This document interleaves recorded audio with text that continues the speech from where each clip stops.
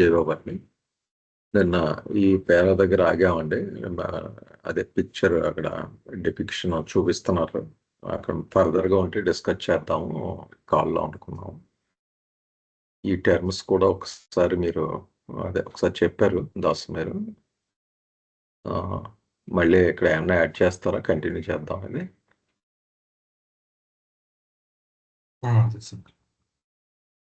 నిన్న చెప్పిందే ఒకసారి రిపీట్ చేయండి. రీక్యాప్ చేస్తాను. కొంచెం ఈ లాస్ట్ 2 స్టేట్మెంట్స్ పదాలు కొంచెం ట్రిక్కీగా ఉన్నాయండి అవి.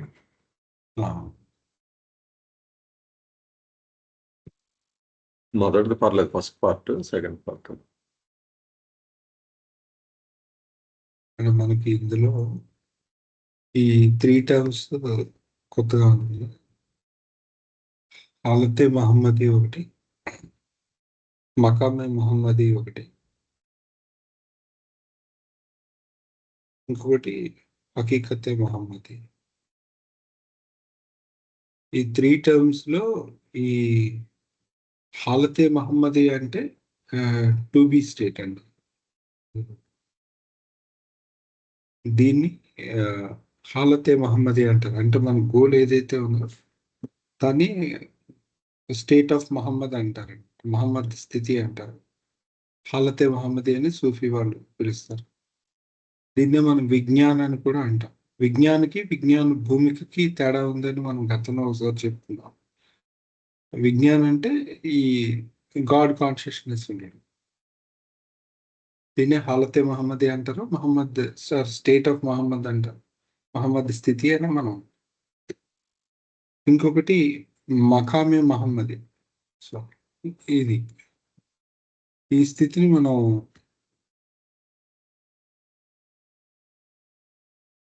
అంటే 2C స్టేట్ ని మకామే మహమ్మదీ అంటారు. దాన్నే ఆఫీస్ ఆఫ్ ది మహమ్మద్ అని అంటారు, మహమ్మద్ కార్యస్థానం.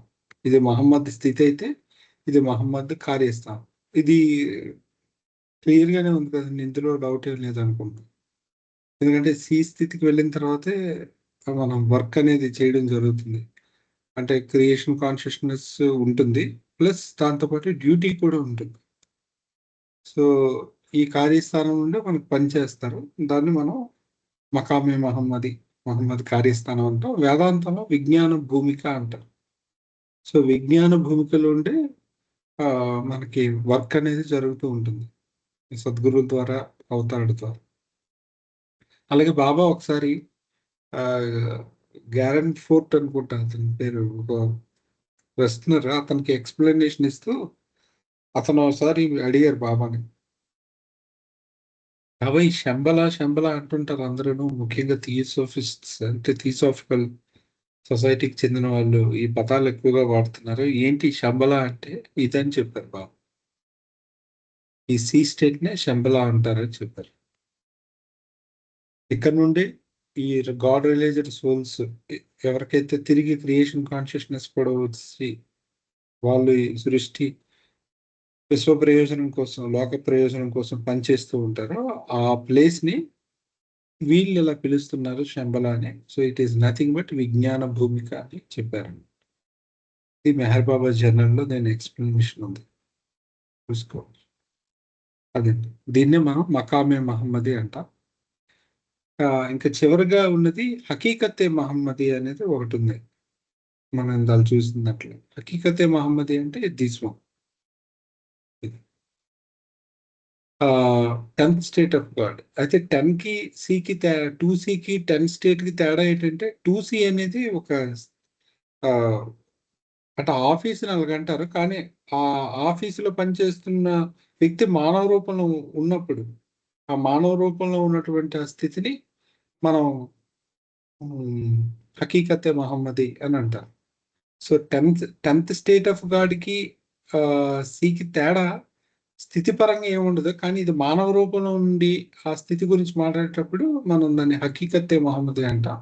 కేవలం స్థితి గురించే మాట్లాడేటప్పుడు మనం దాన్ని మకామే మహమ్మది అంటాం, మహమ్మద్ కార్యస్థానం అంటాం. ఇది మహమ్మద్ యొక్క యథార్థత, రియాలిటీ అని అంటాం. ఇదండి, ఏమైనా ఇంకా డౌట్ ఉందంటే మాట్లాడు.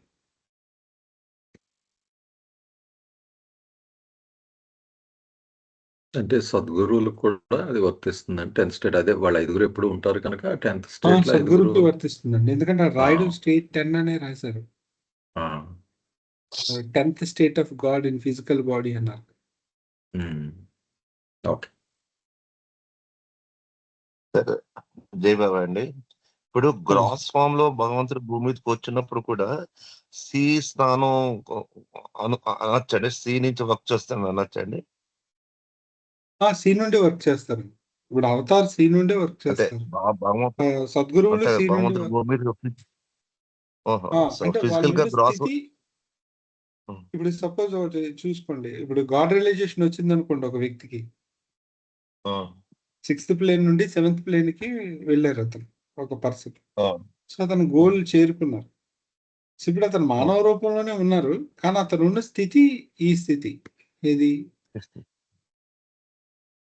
ఈ స్థితి 2B. అంతే కదండి. అసలు చూడడానికి మనిషిగానే ఉంటారు, కానీ 2B లో అవును. ఉన్నారని చెప్తాము. అలా అంటే అది చూడండి, అంటే భగవంతుడు ఇప్పుడు భూమి మీదకి వచ్చి అంటే సి ఇప్పుడు వదిలి చూడండి, రాలేదు. సి ఇప్పుడు అతను 8th స్టేట్ లో ఉన్నారని కదా మనం. ఇప్పుడు 8th స్టేట్ అంటే ఏంటి, గాడ్ యాజ్ డివైన్ అబ్జార్బ్డ్ అని చదువుకున్నాం, అంటే బ్రహ్మీభూత స్థితి అని. సో బ్రహ్మీభూత స్థితి అంటే మానవ రూపంలో ఉన్నటువంటి భగవంతుడు, అంటే మానవ రూపంలో ఉన్న భగవంతుడు అంటే గాడ్ రియలైజేషన్ వచ్చినటువంటి వ్యక్తి, భగవద్ అనుభవం పొందిన వ్యక్తి కదండి. కానీ అతని స్థితి గురించి చెప్పేటప్పుడు అతను 2B స్థితిలో ఉన్నాడు అనమాట. 2B స్థితిలో. అలాగే బాబా ఆ స్థితికి ఒక నెంబర్ ఇవ్వడం జరిగింది, ఆ స్థితిని ఎక్స్పీరియన్స్ చేస్తున్న పర్సన్ గా ఉన్నప్పుడు ఒక నెంబర్ ఇవ్వడం జరిగింది. అంటే ఇదొక స్థితిగా చెప్పడం జరిగింది, అదొక స్థితిగా చెప్పడం జరిగింది. అలాగే ఇక్కడ కూడా 10th స్టేట్ అనేది మానవ రూపంలో ఉండి వర్క్ చేస్తున్నప్పుడు ఆ స్థితిని ఇలాగన్నారు, కానీ ప్యూర్ గా మానవ రూపంతో సంబంధం లేకుండా కేవలం స్థితి గురించే మాట్లాడినప్పుడు దాన్ని ఇలా 2Cగా చెప్పడం జరిగింది. ఈ 2Cగా చెప్పినప్పుడు దాన్ని మకామే మహమ్మది అన్నారు. మానవ రూపంలో ఉన్న మనిషితో మాట్లాడుతున్నప్పుడు అది హకీకతే మహమ్మది అన్నారు. ఈ రెండు కనెక్టెడ్. మీరు చూస్తే ఇక్కడ 8Bకి దగ్గర ప్రక్కన ఉంది ఇలా, ఇది సికి దగ్గర 10 ఉంది చూడండి. ఈ రెండు అవును. సో భగవంతుడు మళ్ళీ బాడీ డ్రాప్ చేస్తే 2Bకి వెళ్ళిపోతాడు, అంతే కదా. అతను బాడీ డ్రాప్ చేస్తే 2Bకి వెళ్ళిపోతాడు. ఈవెన్ సద్గురువులు కూడా ఆ డ్యూటీ అయిపోయిన తర్వాత బాడీ డ్రాప్ చేసి సద్గురువు కూడా ఎక్కడికి వెళ్తారు, 2Bకి వచ్చేస్తారు. ఓన్లీ ఎవరైతే ఆఫీస్ లో అంటే అప్పటికి వర్క్ హ్యాండిల్ చేస్తున్నారో వాళ్ళే ఉంటారు 2Cలో. అది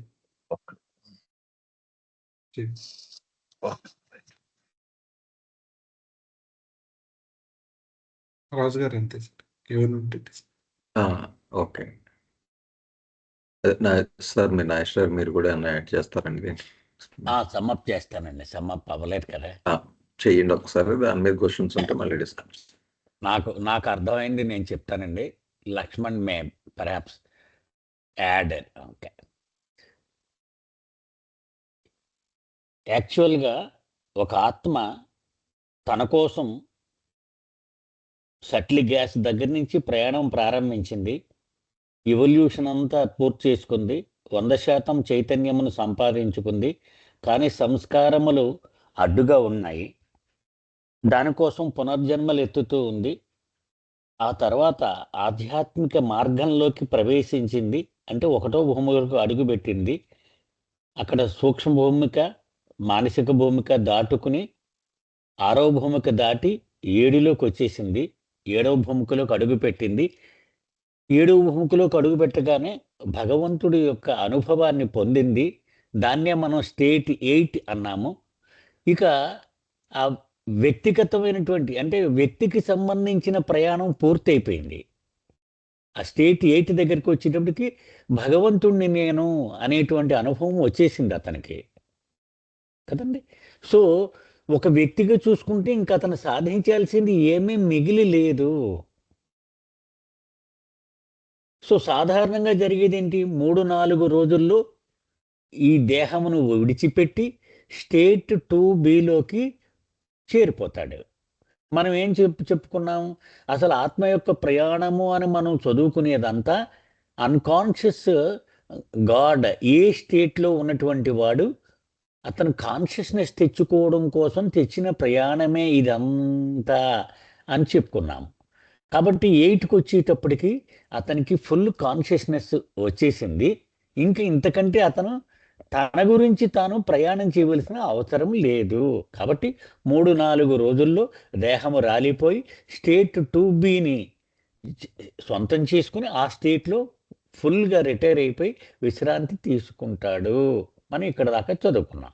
కానీ ఈ స్టేట్ ఏని అతను ప్రయాణం చేస్తూ చేస్తూ చేస్తూ చాలా భయంకరంగా దారి తప్పి చెరిస్తూ ఉంటాడు. సో భగవంతుడు అతను దయాసముద్రుడు కాబట్టి ఆ ఏని నీ ప్రయాణం నువ్వు చావు అని విడిచిపెట్టేయకుండా తను వాడి ప్రయాణంలో సహాయం చేయడం కోసము తిరిగి మళ్ళీ తెలిసి ఈ ప్రపంచ చైతన్యంలోకి అడుగు పెట్టేటువంటి ప్రయాణము కూడా ఉంది. అంటే స్టేట్ 8 చేరి తను గమ్యము సాధించినప్పటికీ ఇంకనూ మాయలో కొట్టుమిట్టాడుతున్న స్టేట్ ఏలో ఉన్న ఆత్మల కోసము వాటిని ఉద్ధరించడం కోసము ఇతను భగవత్ చైతన్యమును ఉంచుకుంటూనే తిరిగి ప్రపంచ చైతన్యంలోకి అడుగు పెట్టడం జరుగుతుంది. అతన్ని ఏమంటారంటే కుతబ్ అని. మరొక క్లాసిఫికేషన్ అవతార్. కుతుబ్ లేక అవతారుడుగా వస్తూ ఉంటాడు. అతన్ని స్టేట్ సిలో ఉంటాడు అతను. అది క్లారిటీ ఉంది కదండి.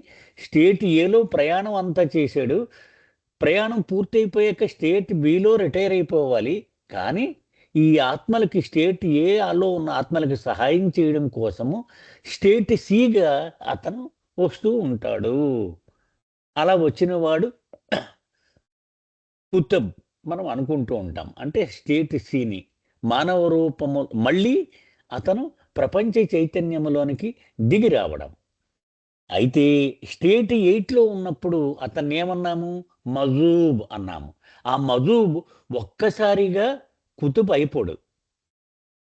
చాలా దశలు దాటవలసి ఉంటుంది. ఉదాహరణకి ఒక స్కూల్ ఉందనుకోండి, ఎల్కేజీలో ప్రయాణం ప్రారంభిస్తాడు స్టూడెంట్. చివరికి వచ్చేటప్పటికి పిహెచ్డి కూడా ఉంది ఆ స్కూల్లో.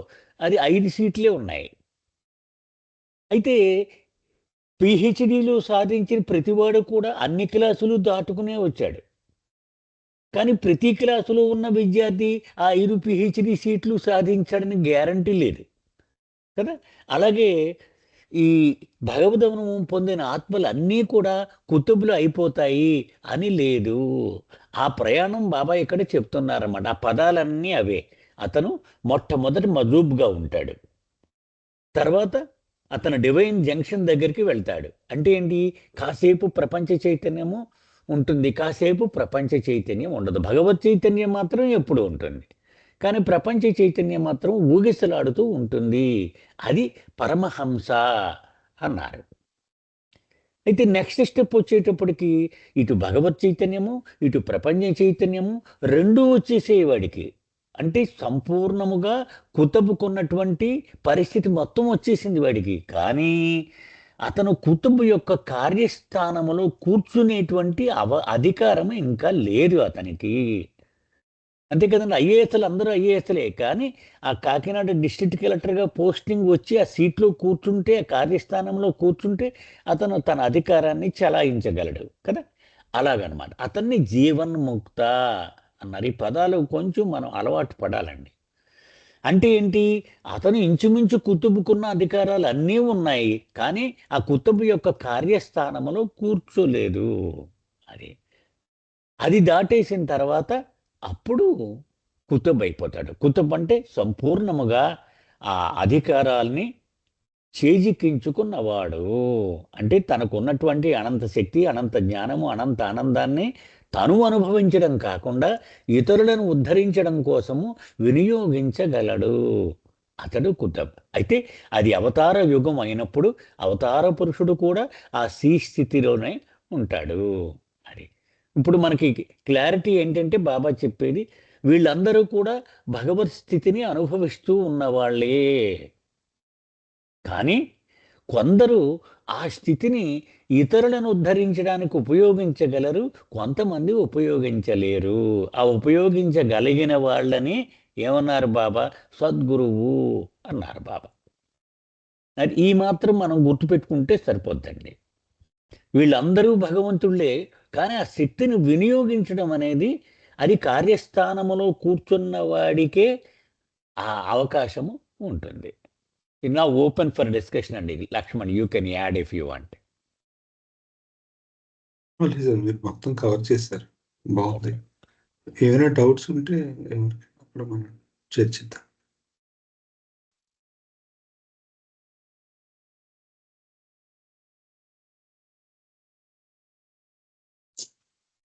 సార్ ఇప్పుడు అవతార పురుషుడు కూడా బాడీ డ్రాప్ చేసిన తర్వాత 2B స్టేట్ లోనే ఉన్నాడని అనాలా సార్? కరెక్ట్ అండి, అంతే. అవును సార్, బాబా అయితే అలాగే చెప్పారు. కాకపోతే క్రియేషన్ తో కాంటాక్ట్ మెయింటైన్ చేస్తానని చెప్పారు. అయితే ఒకటి మోస్ట్ ఇంపార్టెంట్ థింగ్ ఏంటంటే అండి, ఒకసారి స్టేట్ 2Bలోకి ఒక ఆత్మ వెళ్ళిపోయిన తర్వాత తిరిగి వెనక్కి వచ్చి జన్మించేటువంటి పరిస్థితి ఉండదు, ఒక్క అవతార పురుషుడికి తప్ప. లక్ష్మణ్, అంతే కదండి? అంతే సార్. అంతే. ఒకసారి స్టేట్ 2Bలోకి వెళ్ళిపోయి దేహం విడిచిపెట్టేసిన తర్వాత ఇక అతడు ఈ సృష్టి చైతన్యము ఉండదు, సృష్టితో సంబంధము నెరపడు. ఒక్క అవతార పురుషుడు ఎక్సెప్షన్, అతను ఎప్పుడూ డిస్కనెక్ట్ కాలేడు.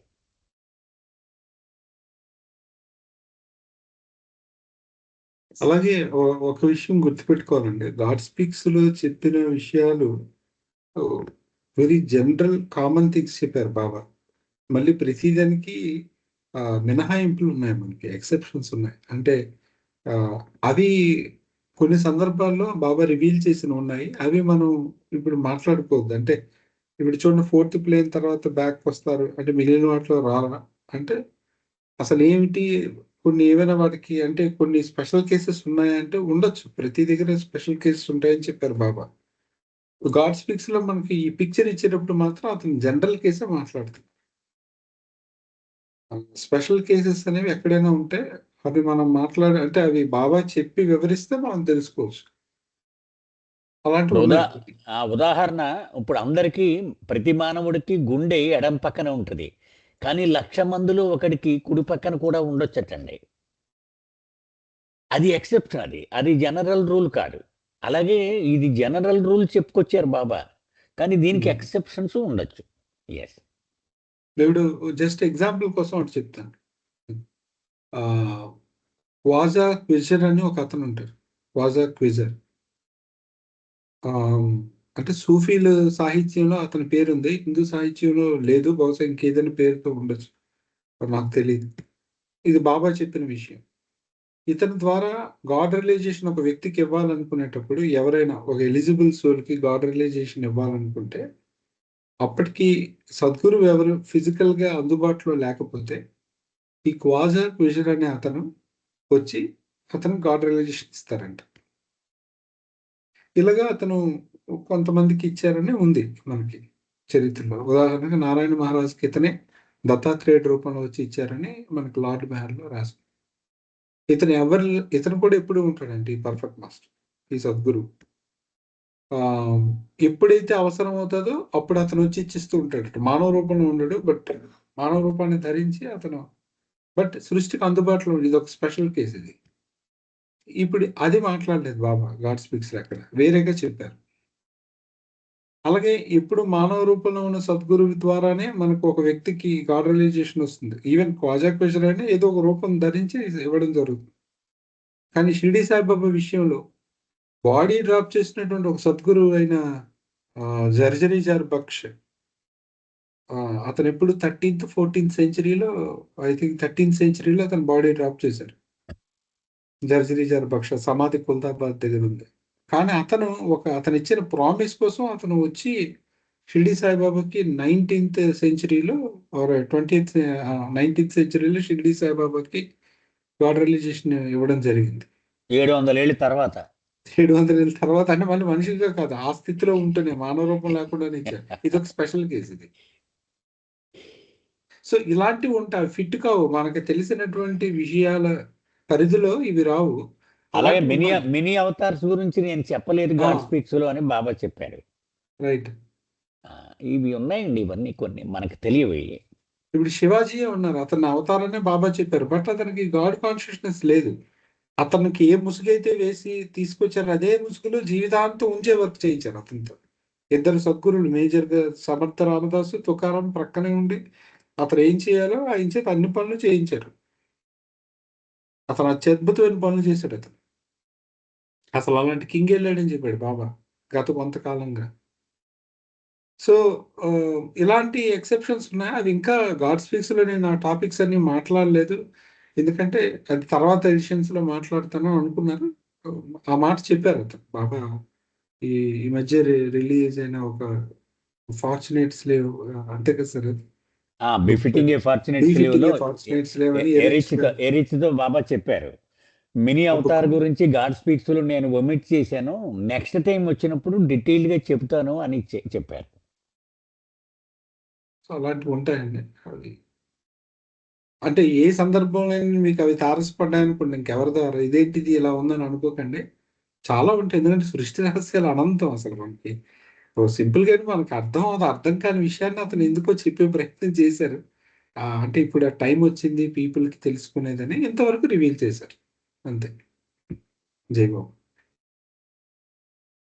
అంటే బ్రాడర్ సెన్స్ లో అండి దాసు నాకు అనిపిస్తుంది ఉన్నది ఏ బిఏ ఇవన్నీ మనం మిగిలిన చదువుకున్న స్టేట్లన్నీ అందులోంచి ప్రొజెక్షన్స్ అంతే. అదే ఈ క్రియేషన్ అంతా కూడా ఇంక్లూడింగ్ స్టేట్ సి అన్నది. అంటే ఏబిసిలు మేజర్ క్లాసిఫికేషన్ అండి. ఈ స్టేట్ 1 to 10 అవి సబ్సిడియరీ క్లాసిఫికేషన్స్ అంటే అన్నమాట. సి అనేది ఒక రకంగా సబ్సెట్ ఆఫ్ బి అనుకోండి, బిలో స్పెషల్ కేస్. మొత్తం బిలోంచి ఏబిఏ మేజర్ డైనమిక్ పాయింట్. అంటే బియాండ్ స్టేట్ లో ఎలాగ స్టోరీ లేదు, అసలు కాన్షియస్నెస్ లేదు కదా. ఇక్కడికి వచ్చేటప్పటికి ఒక డైనమిక్స్ ఉన్నాయి కనుక ఈ రెండే మెయిన్, కానీ మిగిలిన అన్ని మన కోసం ఆయన డీటెయిల్డ్ గా సబ్ సెక్షన్స్ అయినా మన పాయింట్ ఆఫ్ వ్యూలో ఎలాబరేట్.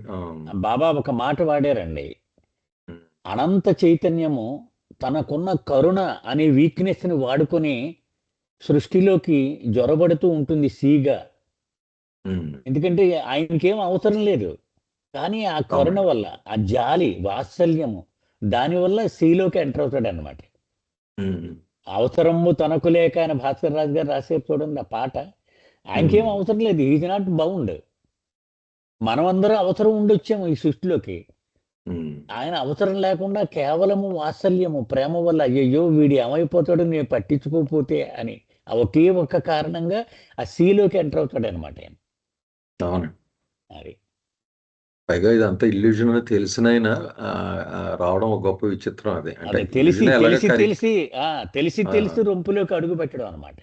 ఎలాగ కరిగిపోద్ది ఇల్యూజన్ అని తెలిసినా కూడా ఇల్యూజన్ లోకి వచ్చి చేయడం అన్నది, అది గ్రేట్ పాయింట్ అండి. అది సరే ఇప్పుడు కదా, చెప్పండి. లేదు, సిలో డ్రాప్ చేసిన తర్వాత బిలోకి వెళ్ళిపోతున్నారు కదా. ప్రీవియస్ ఒక్కటే కదండి అది అవతారం. అంటే ప్రతి రాముడు అంటే ప్రీవియస్ అవతారాలు అన్ని అవతారాలు వెళ్ళిందో ఒకటే కదా అవతారం బిలో. అంటే సృష్టితో కాంటాక్ట్ ఉంటుంది అంతే కదా, ఆయన వెళ్ళి రెస్ట్ తీసుకుని మళ్ళీ వచ్చేస్తూ ఉంటాడు అంతే. అదే ప్రీవియస్ అవతారాలకు అవన్నీ ఒకటే, వేరే వేరే ఒకటే పేరు మారుతూ వస్తుంటాడు అంతే.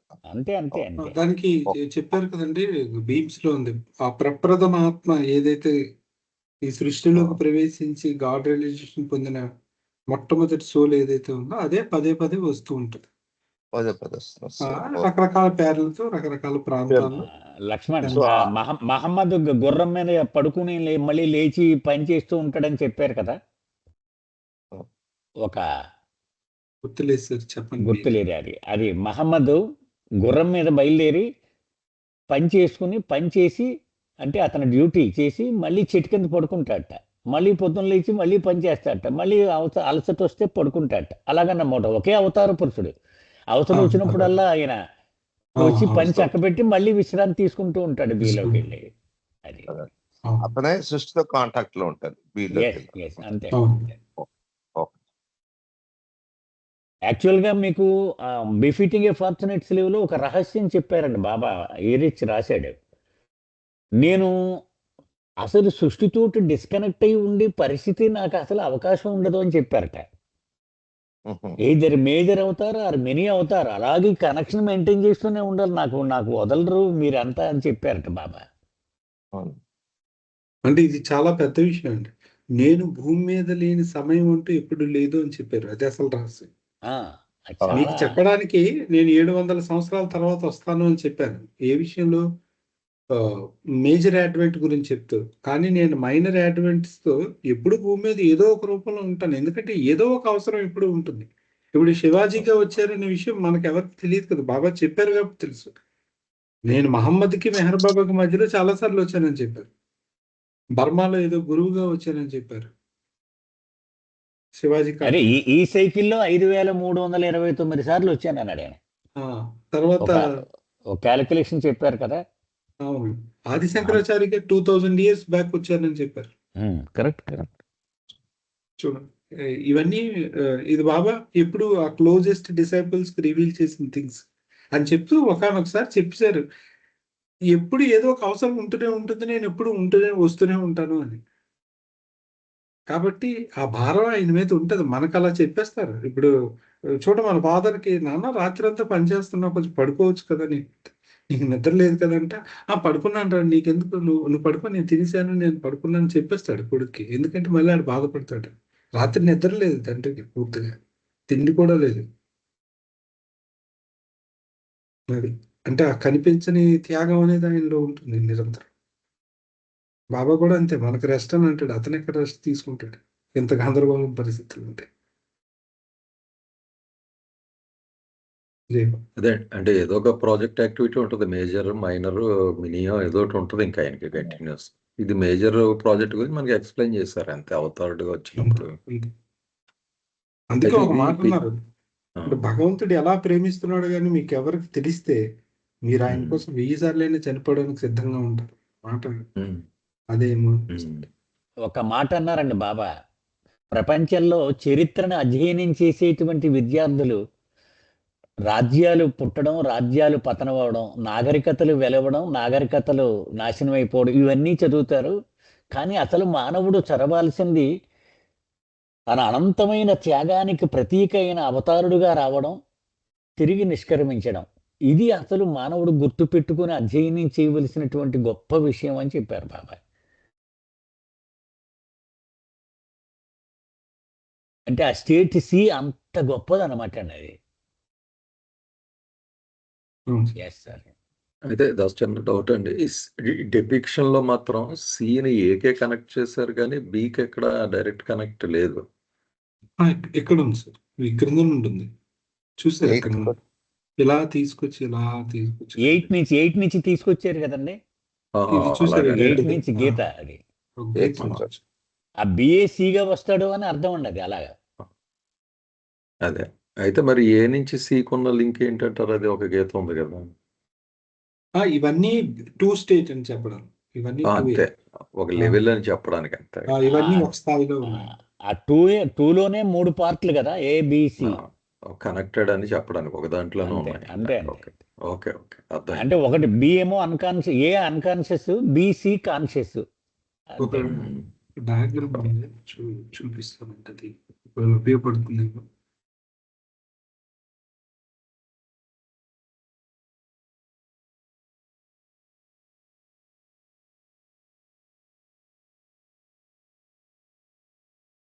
ఒక్క నిమిషం సార్.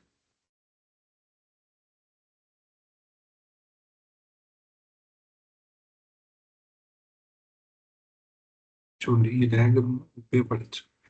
షేర్ అవ్వట్లేదండి. షేర్ చేస్తాను.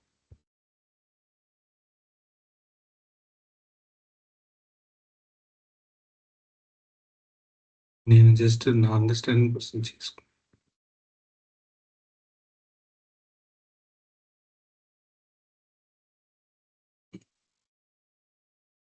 అంటే ఉన్నవి అసలు 3 ఉన్నాయి.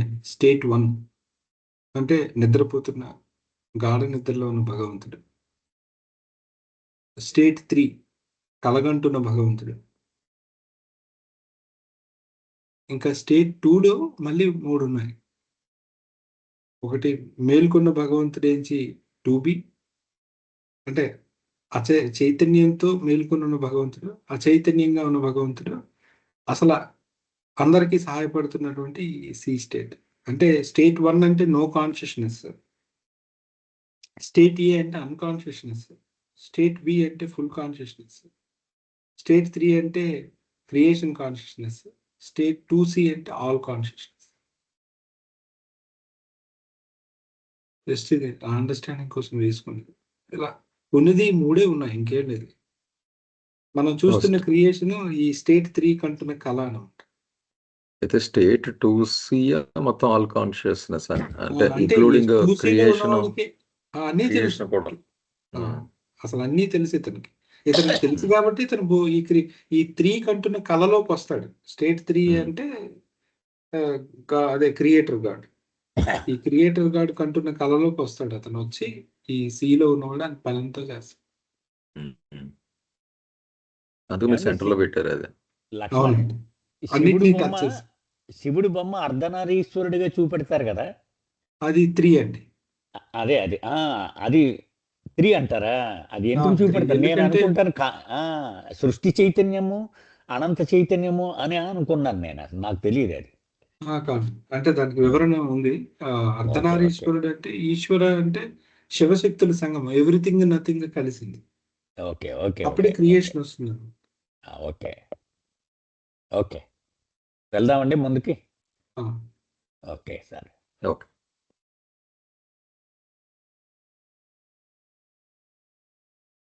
ఇవాళ చర్చ చాలా అవసరం అండి. అంచేత మరి ఎంతసేపు మనం చర్చ చేసాం, ఇది అనవసరం అనుకోవద్దు దయచేసి. ఇది అయిపోయిందండి పేరు. నెక్స్ట్ దాన్ని నెక్స్ట్ స్టేట్ 9 అండి. రఘుపతిరావు గారు ట్రావెల్లో ఉంటానన్నారు. ఎవరన్నా చదువుతానంటే 3 పేరాలు చదవండి, లేకపోతే నేను చదువుతాను. ఓకే. స్టేట్ 8 అయిపోయిందండి. ఆ డివినిటీలో మునిగిపోయిన సోల్స్ అన్నది మనం చదువుకున్నాం. 4 స్థితుల కింద అది మజూబులు నుంచి జీవన్ముక్త, అలాగే ఇవన్నీ చదువుకున్నాం పర్ఫెక్ట్ మాస్టర్స్.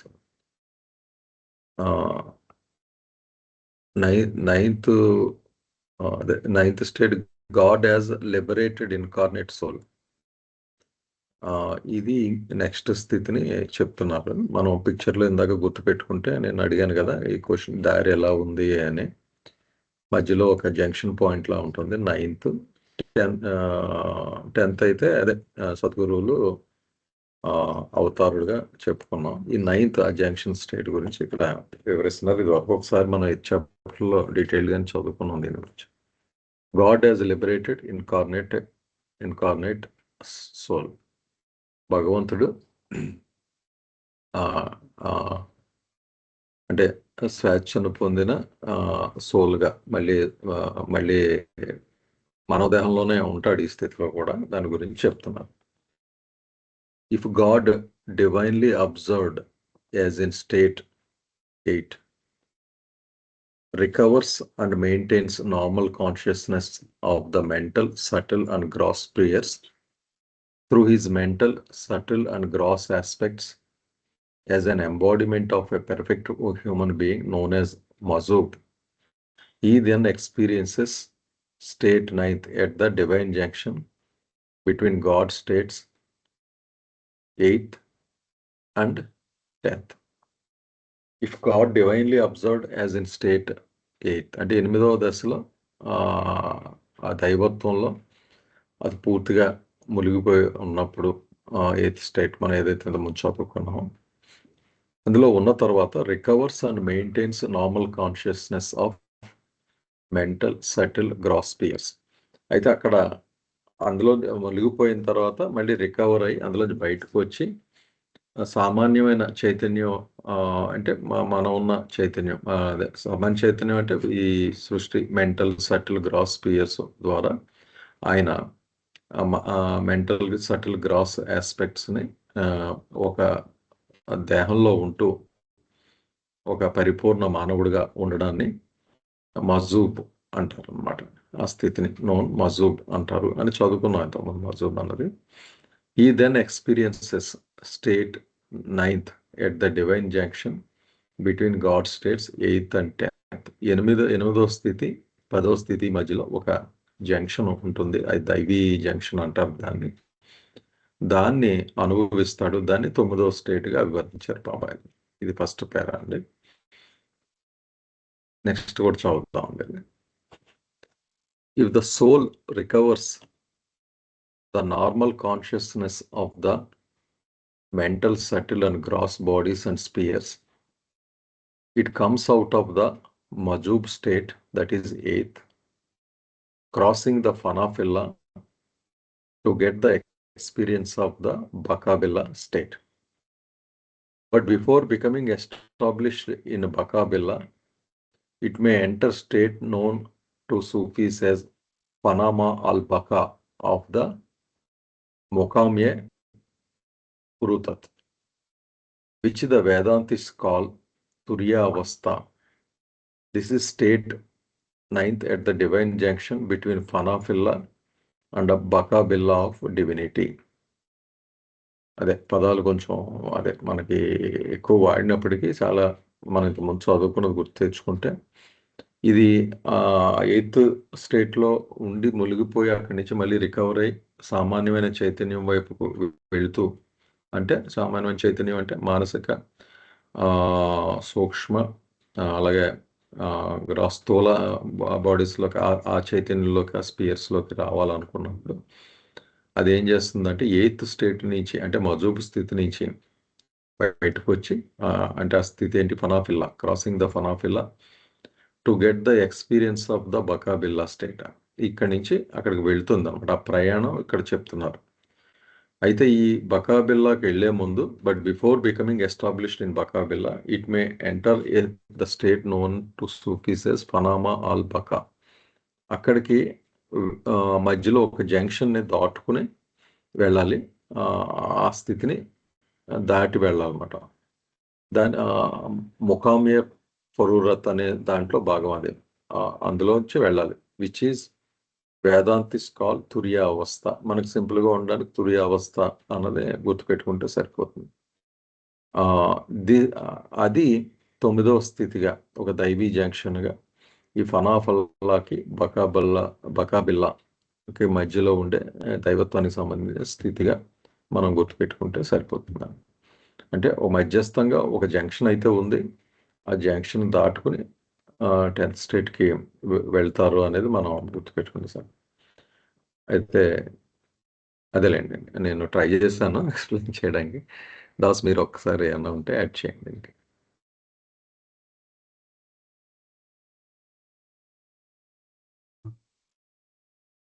అదే అండి, మళ్ళీ మనకి అంటే 2B స్టేట్లో 2B స్టేట్ నుండి 2C స్టేట్కి వెళ్ళే ప్రాసెస్లో ఇదంతా చెప్తూ ఉన్నారు. మనకి 2Bలో ఉన్నతన్ని మనకి మస్జూబ్ అంటారని చెప్పుకున్నాం. అలాగే 2C స్టేట్లో ఉన్నతన్ని మనం కుతుబ్ అంటారండి, అంటే సూఫీ టర్మ్స్ వాడుకుంటాం. మస్జూబ్ అంటే బ్రహ్మీభూతని, 2C స్టేట్లో ఉన్నతని కుతుబ్ లేదా సద్గురు అంటారని. అయితే ఈ మస్జూబ్ సద్గురు అయ్యే ప్రాసెస్లో మనకు 2 స్థితుల గురించి మనం మాట్లాడుకుంటాం. ఒకటి ఏంటంటే, ముందుగా మస్జూబ్ అనే అతనికి దాన్ని ఫనాఫిల్లా స్థితి అని కూడా అంటారు. ఫనాఫిల్లా స్టేట్లో ఉన్న అతనే మస్జూబ్. అంటే పూర్తిగా మనోనాశనం అయిపోయి అతను నేను భగవంతుడను అనే స్థితిని ఎక్స్పీరియన్స్ చేస్తున్నారు కదా. అయితే ఇప్పుడు అతనికి భగవత్ చైతన్యమే ఉంది, కానీ నేను భగవంతుడను అనేటువంటి స్పృహ ఉంది తప్పితే అతనికి సృష్టి చైతన్యం లేదు. ఆ సృష్టి చైతన్యం పొందడం అనేటువంటి స్థితికి అతను ముందు వెళ్తాడు. భగవత్ చైతన్యం నుండి సృష్టి చైతన్యం అనే స్థితిని పొందడానికి అతను వెళ్తాడు. ఆ పొందేటప్పుడు ఒక జంక్షన్కి చేరుకుంటాడు అతను. దాన్ని తురియావస్థ అని వేదాంతంలో అంటారు. దానికి ఇది ఇక్కడ ఆ స్థానాన్ని మకామే ఫురూరత్ అని అంటారు. ఆ అవస్థని ఫనామా అల్ బకా అంటారు. సో ప్రస్తుతానికి అంత సటిల్ డిఫరెన్స్ చూడక్కర్లేదు, కానీ ఫనామా అల్ బకా అన్న మకామి ఫురూరత్ అన్న ఒకటి. దాన్ని వేదాంతంలో అయితే తురీయావస్థ అంటారు. అక్కడ ఏం జరుగుతుంది తురీయావస్థలో అంటే ఈ సృష్టి చైతన్యం అనేది వస్తుంది ఎవరికి, ఈ మజ్జూబ్కి. అంటే బి స్థితిలో ఉన్నవాడు సి వైపు వెళ్ళేటప్పుడు ముందు సృష్టి చైతన్యం రావడం అనేది ఒక పని కాబట్టి అది వస్తుంది. అది వచ్చిన తర్వాత ఆ సృష్టి చైతన్యం వచ్చిన తర్వాత అక్కడ నుండి అతను పరమహంస అయ్యాడు. ఆ పరమహంస అంటే సృష్టి చైతన్యం పరమహంస కాదు, జీవన్ముక్త అనుకోండి. అంటే కరెక్ట్ గా డివైన్ జంక్షన్ దగ్గర ఉండి వచ్చిపోతూ ఉంటే అతను పరమహంస అంటారు. లేదు అది స్థిరపడితే అతను బకాబిల్లాలోకి వెళ్ళి స్థిరపడితే అతను జీవన్ముక్త అంటారు. బకాబిల్లా అనేది తురీయావస్థ తర్వాత వస్తుంది. సో ఫస్ట్ మనం ఎలా ఆర్డర్లో పెట్టుకోవాలంటే ఫనాఫిల్లా స్థితి అంటే 2B స్టేట్, బకాబిల్లా స్థితి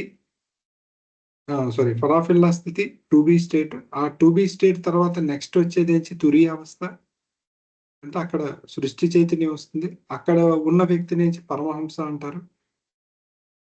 తర్వాత తురీయావస్థ దాటిన తర్వాత అతను పూర్తిగా స్థిరపడతాడు అందులో. ఆ స్థిరపడడాన్ని బకాబిల్లా అంటారు. అక్కడ ఉండే అతన్ని మనం జీవన్ముక్త అంటాం. ఆ జీవన్ముక్తగానే డ్యూటీ చేస్తే అది సద్గురు స్థితి, అది 2C అంటాం. అంటే 2Cకి 2Bకి మధ్యలో ఒక 2 స్థితులు చెప్పాం మనకి ఇక్కడ. ఒకటి ఏంటంటే తురీయావస్థ అనేది ఒకటి, బకాబిల్లా అనేది ఒకటి. అదే మీరు ఇక్కడ చూసారు. బిఫోర్ బికమింగ్ ఎస్టాబ్లిష్డ్ ఇన్ బకాబిల్లా అంటే పూర్తిగా జీవన్ముక్తగా మారడం. ఫనాఫిల్లా అంటే మజ్జూబ్గా ఆర్ బ్రహ్మీభూత్గా ఉండడం. సో బ్రహ్మీభూతికి జీవన్ముక్తికి మధ్యలో ఈ తురీయావస్థ అనేది వస్తుంది. ఆ తురీయావస్థలో ఉన్నతను పరమహంస అంటాం. సో ఒక బ్రహ్మీభూత్ అంటే మజ్జూబ్ ముందు పరమహంసగా మారి ఇందులో తురీయావస్థలో, తర్వాత బకాబిల్లాలో జీవన్ముక్తగా మారి, తర్వాత డ్యూటీ చేసేటప్పుడు ఈ 2C స్టేట్లోకి వస్తాడు. ఇది ఈ ఫ్లో అయితే గుర్తుపెట్టుకోవాలి. పదాలు మర్చిపోండి, ఎందుకంటే కొంచెం ఇబ్బంది పడచ్చు అలవాటు లేకపోతే. సో 2B నుండి 2Cకి రావాలంటే మధ్యలో 2 దాటాలి. ఒకటి పరమహంస స్థితి, 2 జీవన్ముక్త స్థితి. పరమహంస స్థితిలో ఉన్న దానికి రిలేటెడ్ తురీయావస్థ, ఇంకోటి జీవన్ముక్త స్థితి బకాబిల్లా. ఇంకా 2C అనేది డ్యూటీలో ఉన్న వాళ్ళు, ఆన్ డ్యూటీ అనమాట, వాళ్ళు ఆఫీసులో ఉన్నవాళ్ళు. ఇది ఇక్కడ అయితే ఎయిత్ స్టేట్ ప్యూర్లీ మజూబ్ కింద పెట్టుకుంటే సరిపోతుంది మనకి, అంతే. మజూబ్ ఇప్పుడు మళ్ళీ ఈ స్టేట్స్ తో కంపేర్ చేసుకుంటే స్టేట్ 8 అనేది మజూబ్ స్టేట్ అంటే 2B. 9 అనేది బకాబిల్లాకి 9 చెప్పారు. తురీయావస్థకి చెప్పలేదు, బాబా ఒక నెంబర్ ఇవ్వలేదు. సో ఏ స్టేట్ 8 అంటే మజూబ్ స్టేట్, స్టేట్ 9 అంటే బకాబిల్లా స్టేట్ అంటే జీవన్ముక్త స్థితి, స్టేట్ 10 అంటే సద్గురు స్థితి అంటే ఈ ఆఫీస్ ఏదైతే ఉందో అలా పెట్టుకుంటే క్లియర్ గా ఉంటుంది, కన్ఫ్యూజన్ ఉంటుంది. తురీయావస్థ అనేది కొంచెం ఒక ఇంటర్మీడియటరీ స్టేట్. ఇంటర్మీడియట్ అంటే 2B నుండి ఒక మజ్జూబ్ ఆర్ బ్రహ్మీభూత్ ఈ జీవన్ముక్త అయ్యే మధ్యలో ఉన్న స్థితి అది తురీయావస్థ.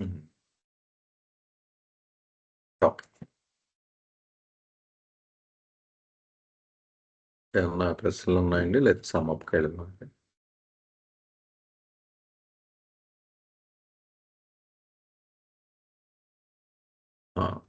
సార్ సమాప్ చేయండి సార్ ఈ 2 పేరాలు. జై బాబా, జై బాబా. ఇక్కడ కాన్సెప్ట్ క్లారిటీ లేకపోతే దయచేసి అడగండి, లేకపోతే ఇది అంతా వన్ వే ట్రాఫిక్ అయిపోద్ది. దయచేసి అడగండి, ఏం పర్వాలేదు. ఎందుకంటే కాన్సెప్ట్ చాలా ఇంపార్టెంట్ ఇక్కడ.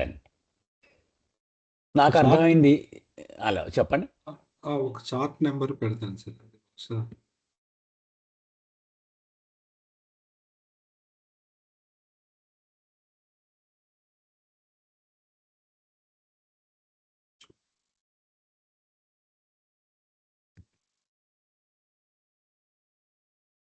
ఇది చూడండి, ఇది చూసుకుంటారు. ఫస్ట్ ఇది ఫనాఫిల్లా స్థితి అండి. ఫస్ట్ ఇందులో మనోనాశ వస్తుంది, దాన్ని ఫనా అంటారు. మనోనాశ అయిపోయిన ఇమ్మీడియట్ గా నిర్వికల్ప సమాధిలోకి వెళ్తారు, దాన్ని ఫనాఫిల్లా అంటారు. ఇది అయిపోయిన తర్వాత తురీయావస్థ వస్తుంది. చూడండి ఇక్కడ నేను రైట్ సైడ్ చూపిస్తున్నాను. తురియావస్థ వస్తుంది. ఆ తురియావస్థ తర్వాత ఆత్మ ప్రతిష్టాపన వస్తుంది బకాబిల్ల. అయితే ఇక్కడ ఇటు సైడ్ పేర్లు రాశారు దాని కరస్పాండింగ్ గా. ఫస్ట్ ఈ ఫనాఫిల్లా ఆర్ నిర్వికల్ప సమాధిలో ఉన్న వాళ్ళని బ్రహ్మీభూత అంటారు. ఈ తురియావస్థలో ఉన్న వాళ్ళని పరమహంస అంటారు. అందులో స్థిరపడిన వాళ్ళని జీవన్ముక్త అంటారు. ఆ స్థిరపడిన తర్వాత ఎందుకు స్థిరపడ్డం అన్నారంటే సృష్టి చైతన్యం వచ్చిపోతూ ఉంటుంది పరమహంసకి. అది ఒకసారి ఉంటుంది, ఒకసారి పోతుంది. అలా కాకుండా పూర్తిగా భగవత్ జీవనంలో అతను ఎస్టాబ్లిష్ అవుతాడు. అప్పుడు అతన్ని జీవన్ముక్త అంటారు. బట్ అలా ఎస్టాబ్లిష్ అయిన వాళ్ళందరికీ ఒక కర్తవ్యం అంటూ సృష్టి పట్ల ఉండదు. అలా ఉన్న వాళ్ళే సద్గురువు. ఇది 4. ఈ 4 స్టేట్స్, ఈ 4 పర్సన్స్ కి కరస్పాండింగ్ గా ఈ 4 స్టేట్స్ మనకు చెప్పారు. క్వశ్చన్ ఏదో అడిగారు. Since the journey of the drop soul is complete with liberation, what do we perceive to be moving forward in the 4th journey?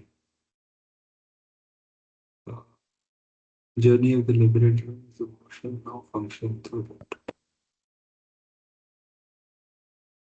అంటే 4th జర్నీ. ఓకే, ఇప్పుడు ఒక సోల్కి గాడ్ రియలైజేషన్ లిబరేషన్ అనేది ఓకేనండి. అంటే మీరు నేను మరీ టూ టెక్నికల్ గా తీసుకోవట్లేదు.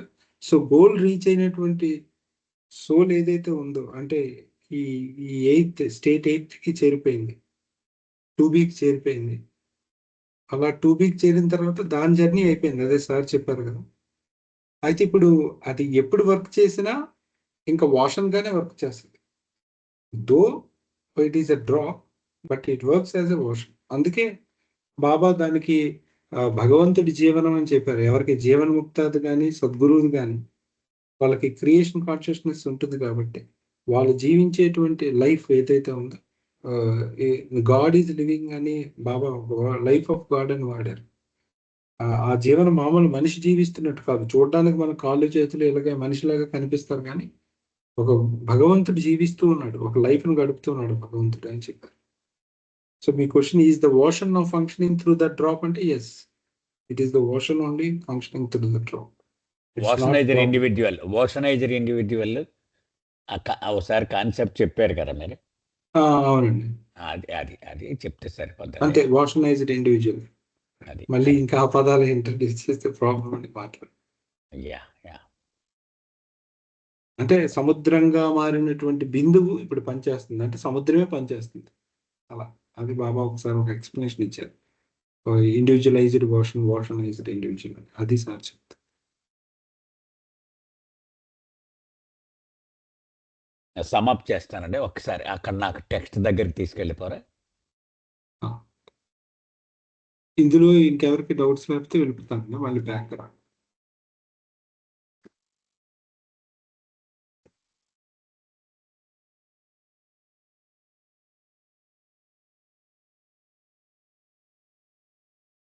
కాన్సెప్ట్ క్లారిటీ ఉంటే పదాలు పెద్ద వర్రీ అవ్వక్కర్లేదండి. జ్ఞాపకం ఉండకపోయినా చూడగానే అర్థమవుతాయి మనకి తర్వాత.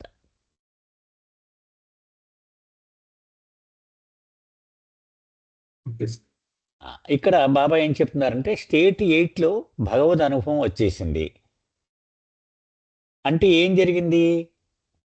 మనం మర్చిపోకూడని కొన్ని విషయాలు ఉన్నాయి. అతనికి స్థూల శరీరం ఉంటుంది, సూక్ష్మ శరీరం ఉంటుంది, మానసిక శరీరం ఉంటుంది కదా. కానీ వాటి ఎరుక ఉండదు. ఆ 3 శరీరాలు ఉన్నాయి, ఎరుక ఉండదు అతనికి. మరి ఎరుక ఏముంది అతనికి? పరమాత్మ ఎరుక ఒక్కటే ఉంది. నేను భగవంతుడను అనేటువంటి ఎరుక మాత్రమే ఉంది. కాబట్టి అతన్ని మజ్జూ అంటే భగవద్ అనుభవములో ఉన్మత్తుడైపోయిన వాడు, బ్రహ్మీభూతుడు అనుకున్నా. బ్రహ్మీభూతుడు అంటే అతను మునిగిపోయి ఉంటాడు పారవశ్యంలో, ఆ అనుభవంలో కదా. అది స్టేట్ 8. అలా కాకుండా ఆ స్టేట్ 8లో ఉన్నవాడు గనక తను వదిలేసినటువంటి స్థూల చైతన్యము, సూక్ష్మ చైతన్యము, మానసిక చైతన్యమును తిరిగి తెచ్చుకుంటే, రికవర్ అన్నారు బాబా, తిరిగి తెచ్చుకుంటే అప్పుడు డివైన్ జంక్షన్ దగ్గరికి వస్తాడు అంటున్నారు. అంటే ఏంటి, స్టేట్ 8లోకి ఎంటర్ అవగానే సృష్టితోటి కనెక్షన్ తెంపేసుకున్నాడు. నేను భగవంతుడను అనే అనుభవం మాత్రమే ఉంది. ఆ స్థితిలో అతడు ఎవరికీ సహాయము అందించలేడు. ఎందుకని సృష్టి చైతన్యమే లేదు. నాకు సాయించి అని ఎవడన్నా అడుగుతుంటే వాడి కేసు అలా చూస్తూ ఉంటాడు. ఎందుకంటే వాడు ఎవడో తెలియదు, వాడిని గుర్తుపట్టలేడు, వాడు మొర వినలేడు. అది అతని పరిస్థితి కదా. కాబట్టి అతను సృష్టి చైతన్యములోనికి దిగి రావాలి. భగవత్ చైతన్యము నుంచి సృష్టి చైతన్యములోనికి దిగి రావాలి. ఆ దిగొచ్చేటువంటి ప్రయాణము ఈ కోడలి నుంచి మొదలవుతుంది. అప్పుడు దాకా భగవంతుడిగానే ఉన్నాడు. కోడలి దగ్గరికి వచ్చేటప్పటికి సగం సృష్టి చైతన్యము, సగం భగవత్ చైతన్యం. గందరగోళంగా ఉంటుందన్నమాట అది. ఏ సద్గురువు యొక్క జీవితము చదివినా లార్డ్ మెహర్లో మనము, అలాగే అవతార పురుషుడి జీవితము చదివినా ఈ గందరగోళం మనకు అర్థం అవుతుంది. హజరత్ బాబాజాన్ ఆయన నుదుటి మీద ముద్దు పెట్టుకోగానే ఏమైంది, నేను భగవంతుడను అనేటువంటి అనుభవానికి గేట్లు ఎత్తేసింది ఆవిడ. ప్రపంచం యొక్క పూర్తిగా అతనికి స్పృహ పోయింది కదా. మనం చదువుకున్నాం కదా ఆ పుస్తకంలో. సో ఏకకాలములో నేను భగవంతుడను మానవుడను కూడా, ఈ రెండు చైతన్యాలు కలిసి ఉండడానికి 7 ఏళ్ళు పట్టింది బాబాకి. అంటే ఎంత కష్టమైనటువంటి ప్రయాణమో చూడండి. ప్రతి సద్గురువు కూడా ఈ వేదనను అనుభవించి కమింగ్ డౌన్ అంటారు బాబా. కమింగ్ డౌన్ చాలా వేదనాభరితమైనటువంటి అనుభవం అనమాట అది. అది ఇక్కడ బాబా చెప్పడానికి ప్రయత్నం చేస్తున్నారు. అంచేత నేను భగవంతుడను అనే అనుభవము నుండి నేను మానవుడను కూడా అనే అనుభవంలోకి రావడం, ఇది డివైన్ జంక్షన్, దైవీ కూడలి ఇది అనమాట. అంటే అది ఆ సృష్టి చైతన్యం వస్తూ ఉంటుంది, పోతూ ఉంటుంది, వస్తూ ఉంటుంది, పోతూ ఉంటుంది. సో అది స్థిరంగా నిలబడడానికి అది చాలా ప్రయాణము చేయవలసి ఉంటుంది. ఇంకా మజూబ్ అంటే ఫనాఫిల్లా గుర్తుపెట్టుకోవాలి మనం. నేను భగవంతుడను అనే అనుభవమే కదా మజూబ్ అంటే. అలాగే సద్గురువు అంటే భగవంతుడి జీవితాన్ని జీవించి చూపడము కదా.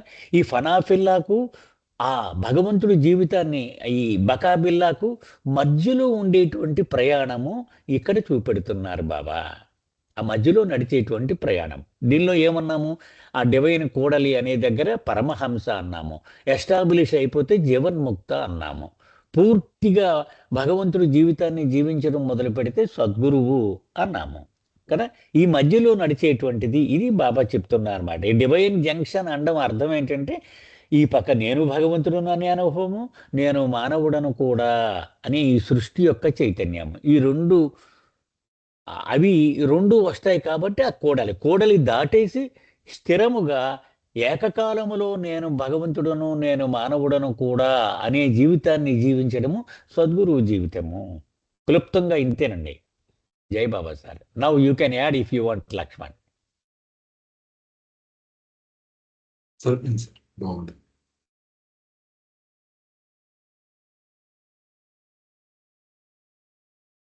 ఏమన్నా ఉన్నాయండి ప్రశ్నలు లేని?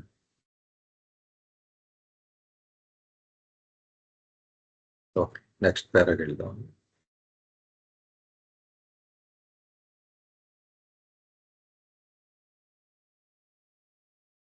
The God realized souls in a human body at this state are either the Paramahamsa, Mazub Salik, or Salik Mazub, or the Jivan Mukta. They both enjoy infinite knowledge, power, and bliss, and are conscious of the I am God state. They differ from Mazub a Kamil. However, in that they can and do become conscious of the 3 bodies and the 3 spheres, mental, subtle, and gross. While Mazub state is a continual state of being divinely observed, the state of Paramahamsa is one of sometimes being divinely observed and sometimes recovering normal consciousness of one who experiences the suluk of Sulukiyat. His conscious experience is sometimes that of I am my own God, and sometimes I am my own creature. The state of Jivan Mukta is of one who normally experiences the suluk of sulukiyat, of one permanently established in the state of Baka Billa. Both the Paramahamsa and the Jivan Mukta differ from the Kutub in not being able to use the infinite knowledge, power, bliss, and they experience. ఒకసారి కిందకి వెళ్ళండి దాస్.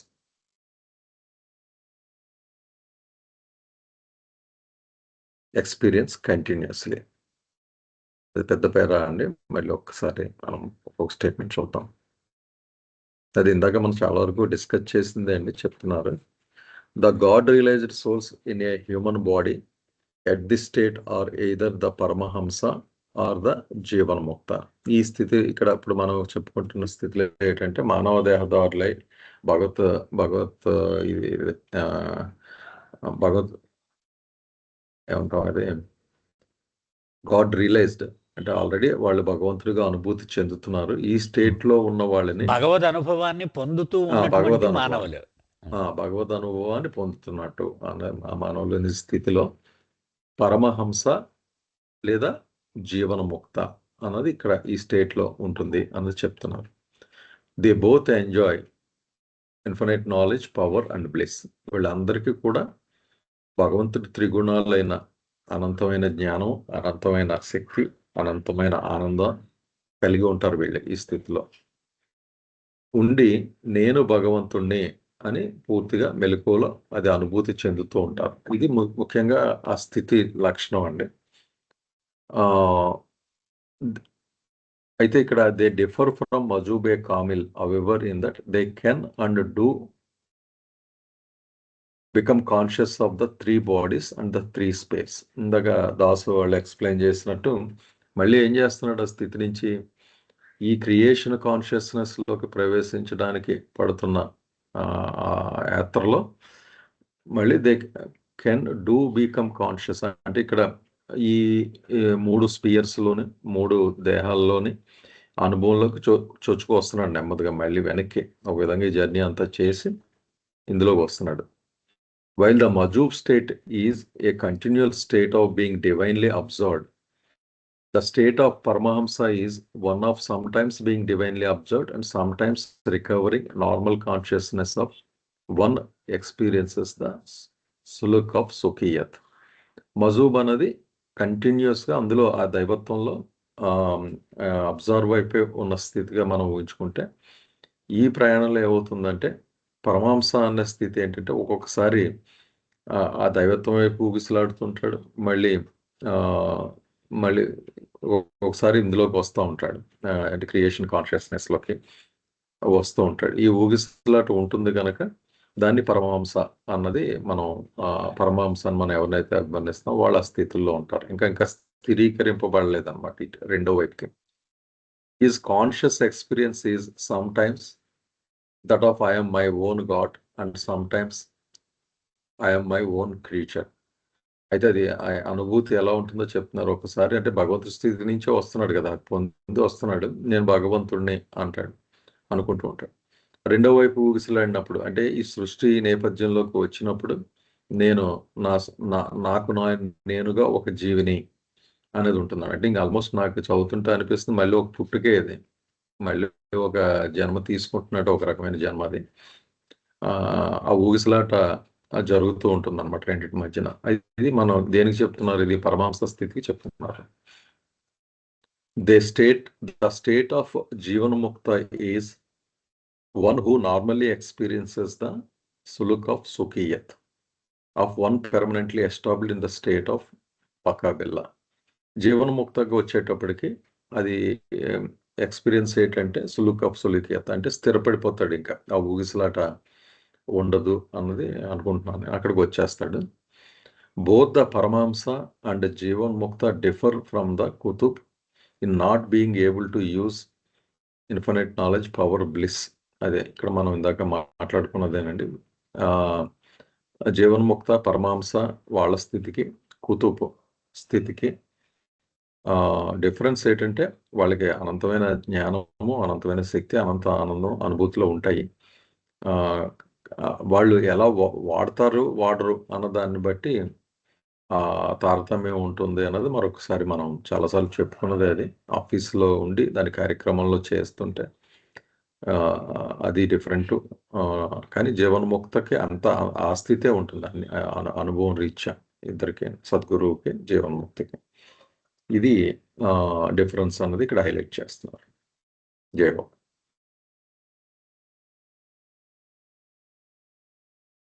ఏమన్నా చిన్నదా? అదే okay. No direct spiritual benefit accrues to the world from a Paramahamsa or Jivanmukta. Star పెట్టారు. Nevertheless, indirectly anyone coming in contact with him automatically benefit. అక్కడ కింద నోట్లో ఏమంటున్నారంటే వాళ్ళుగా వాళ్ళకి ఏమి సహాయం చేయలేకపోవచ్చు,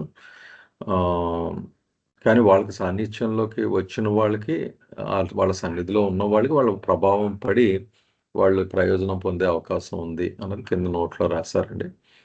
no direct spiritual benefit accrues to the world అంటే ప్రపంచానికి డైరెక్ట్గా వాళ్ళు వచ్చి పనిచేయడం అంటూ జరగదు. పరమహంసలో జీవన్ముక్తులు వాళ్ళ స్థితిలో వాళ్ళు ఉంటారు అంతే, స్టాండ్ బై కింద. However a jivanmukta towards the end of his life does make one single soul perfect like himself. Although he has no duty in the 3 spheres, he enjoys the baqabillah state. కనుక జీవన్ముక్త అయితే ఒక ఎక్సెప్షన్. అదే మామూలు చెప్తున్నారు, ప్రపంచానికి వాళ్ళకి పెద్ద లబ్ధి చేకూర్చకపోయినా, అవసరం లేకపోయినా, వాళ్ళు జీవనముక్తులుగా ఉండేవాళ్ళు, వాళ్ళు బాడీ డ్రాప్ చేసే ముందు వాళ్ళకి ఒక ప్రొవిజన్ ఉంది. కనీసం అంటే ఒక సోల్కి వాళ్ళు పరిపూర్ణలుగా మార్చగలరు. అదైతే ఉందన్నమాట. Does make one single soul perfect like himself although he has no duty in the. ఆయనకి నిజానికి అవసరం లేదు, రెస్పాన్సిబిలిటీ, బాధ్యత లేదు. అంటే డస్ మేక్ అంటే చెయ్యొచ్చు, చేయకపోవచ్చు అనా, లేకపోతే ఒకళ్ళు ఖచ్చితంగా చేస్తారా అన్నది డిస్కస్ చేద్దామండి. కానీ వాళ్ళకి ఉంది ఆ శక్తి, ఒకళ్ళని పెర్ఫెక్ట్ చేసి వెళ్ళగలరు అన్నమాట వాళ్ళు. అది ఉన్నట్టుగా ఇక్కడ మనకు చెప్తున్నారు. జయబాబా అండి. జయబాబా సార్, ఇక్కడ జీవన్ముక్త చెయ్యగలడు అంటే అతనికి ఆ కెపాసిటీ ఉంది. అది చేస్తాడా చేయడా అనేది వేరే విషయం. చేయగలిగే కెపాసిటీ ఉంది, అంతేనా అండి మీరు అంటున్నారు?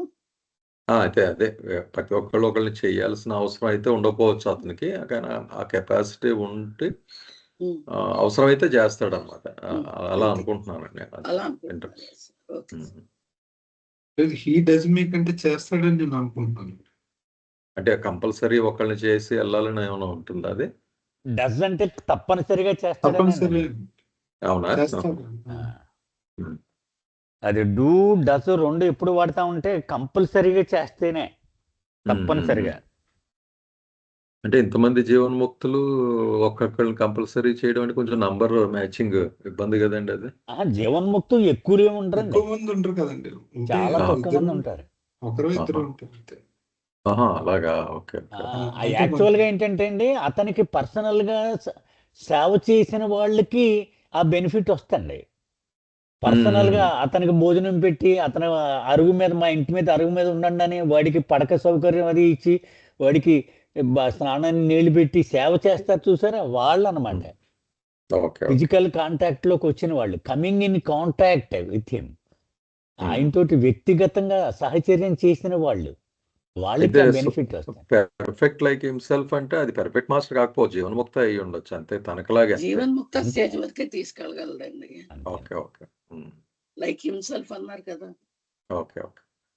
ఎవడన్నా సరే వాడు జేబులో ఎంత ఉంటే అంతే ఖర్చు పెట్టగలడు కదా, అంతకంటే ఎక్కువ స్థితి ఇవ్వలేడు కదా.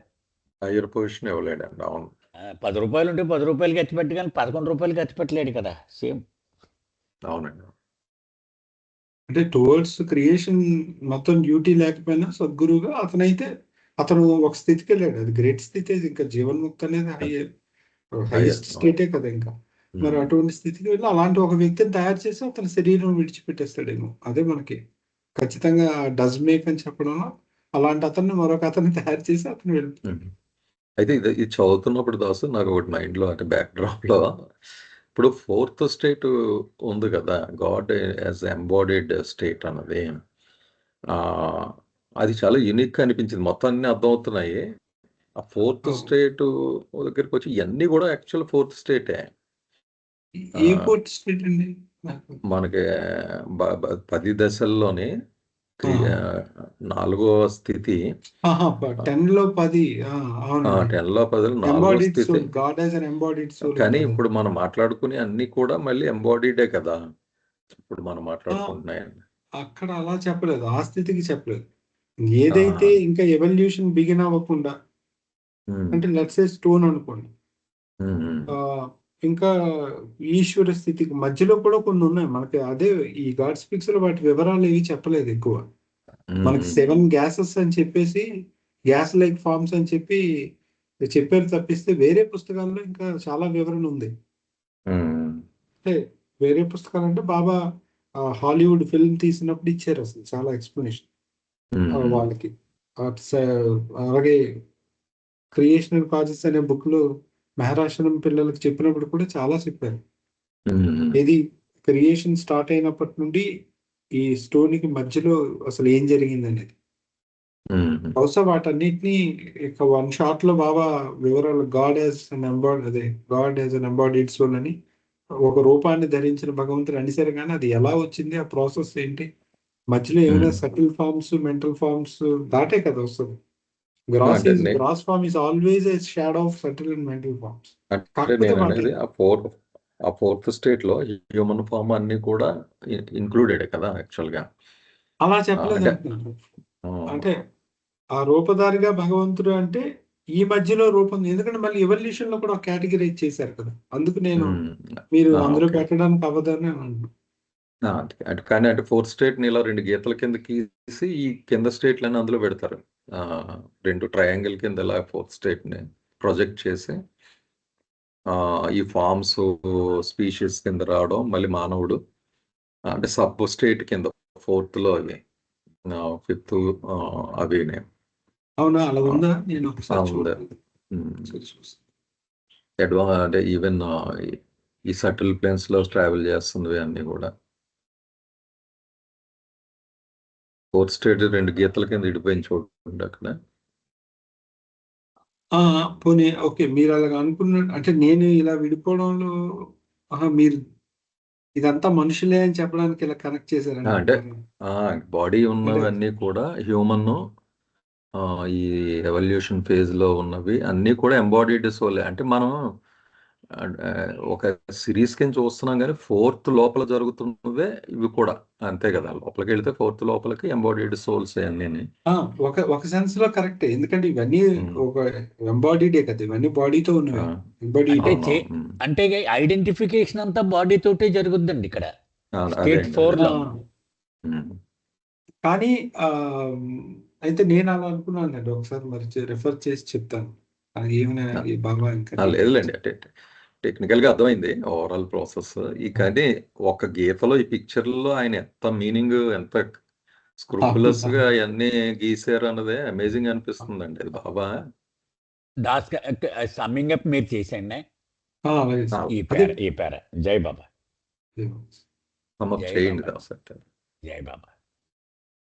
అలాగే ఇందులో షరీన్ అడిగిన క్వశ్చన్ ఒకవేళ నాకు చిన్న డౌట్ వచ్చిందండి. లిబరేషన్ అంటే ఫోర్త్ స్టేట్ అంటే వీళ్ళు 4 జర్నీల్లో ఫోర్త్ జర్నీ గురించి అడుగుతున్నారా అని డౌట్ వచ్చింది.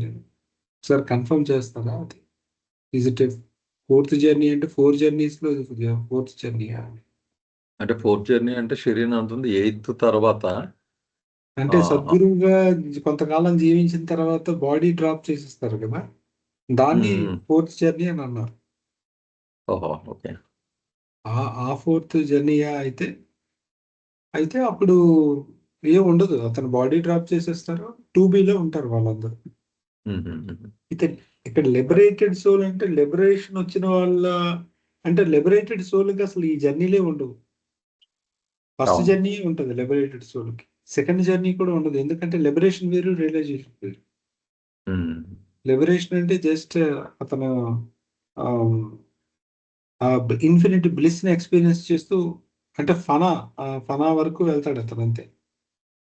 బాడీ డ్రాప్ చేసి ఆ మనోనాశ అయిపోతుంది. హీ ఎక్స్పీరియన్సెస్ ఇన్ఫినిట్ బ్లిస్ అంతే. అలా సోల్ అలా దాంతో ఇన్ఫినిట్ బ్లిస్ ని ఎక్స్పీరియన్స్ చేసుకుంటూ ఉంటుంది. తప్పిస్తే రిమైనింగ్ థర్డ్ జర్నీ అంటే తురియ అవస్థకి వెళ్ళడం కానీ, అక్కడ నుండి ఆత్మ ప్రతిష్టాపన అంటే బకాబిల్లా కానీ, ఇంకా అక్కడ నుండి సద్గురు స్థితి కానీ, ఇంకా డ్రాప్ చేయడం ఏమి ఉండవు ఈ లిబరేటెడ్ సోల్.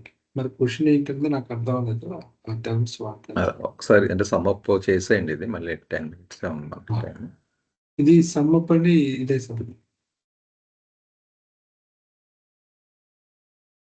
అదే I meant from after God realization 11B to 11C. 2C, not the fourth gen. Okay. అదే నాకు అలాగే అర్థమైందండి. 2B నుండి 2Cకి వెళ్ళిన తర్వాత ఏమవుతుందంటే అంతే. అవును. అలా అయితే మనం అది డిస్కస్ చేసుకున్నది.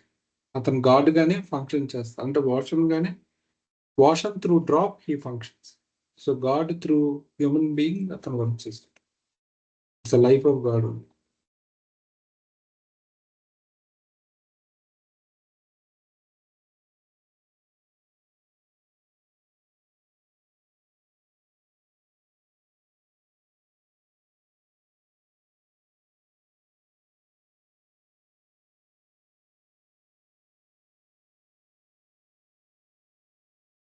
ఇది ఇంకా సార్ చెప్పిందేనండి. ఇంకా మళ్ళీ అదే చెప్తున్నారు. మజ్జూబ్ నుండి ఈ జీవన్ముక్త అయ్యేటప్పుడు అతను పరమహంస అనేటువంటి స్థితి ద్వారా వస్తారు. ఆ వచ్చేటప్పుడు కొంతసేపు అతనికి క్రియేషన్ కాన్షియస్నెస్ ఉంటుంది, వచ్చిపోతూ ఉంటుంది అనమాట. అలాంటప్పుడు అతన్ని పరమహంస అంటారు.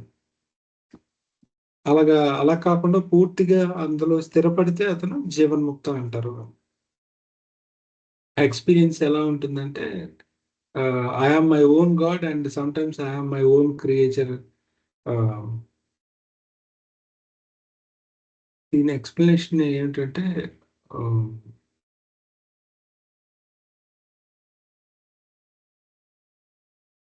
ఈ లైన్కి నేను ఎక్స్ప్లెయిన్ చేస్తాను. నాకు కొంచెం టైం ఉంది, స్ట్రైక్ అవుట్.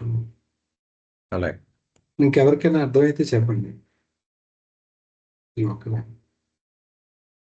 అంటే నేను అనుకున్నది జస్ట్ రెండు వైపులకి ఊగిసలాడుతూ ఉంటాడు కనుక ఓన్ క్రీచర్ అంటే చాలా హిడెన్ మీనింగ్ ఉందంటారా మీరు? నేను జస్ట్ అంటే జీవి కదా అతను, ఆ స్టేట్ నుంచి స్వింగ్ చాలా టూ మచ్ స్వింగ్ కదా. ఐఎమ్ గాడ్ నుంచి మళ్ళీ సృష్టిలో తను ఒకటిగా చూసుకోవడం అన్నది. అంటే ఆయనలోనే సృష్టి ఉన్నట్టుగా ఫీల్ అయ్యి క్రీచర్ కింద ఏదైనా అనుకుంటాడామా అనిపించింది. కరెక్ట్, అంతే, కరెక్ట్. అంతేనా? ఓకే. అంతే. సో ఇప్పుడు అతనికి ఇప్పుడు సర్వం భగవంతుడిగా ఇప్పుడు సర్వం తనే కదా. గాడ్ రియలైజేషన్ లో ఎక్స్పీరియన్స్ ఏంటంటే నేనే భగవంతుడిని అనేటువంటి అనుభవం ఉంటాడు.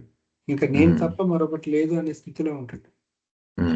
అయితే ఆ ఎక్స్పీరియన్స్ లో ఉండి ఒకసారి మళ్ళీ నేనే ఆ సృష్టిని, అంటే ఈ ఏదైతే ఇమాజినేషన్ వచ్చిందో ఆ క్రియేషన్ లో ఒక ఇమాజినేషన్ వచ్చింది కదా, ఆ ఇమాజినేషన్ కూడా నేనే అనేటువంటిది స్పృహ ఉంటుంది. ఒక్కోసారి ఆ ఇమాజినేషన్ తో ఐడెంటిఫికేషన్ ఉండదు ఒకసారి.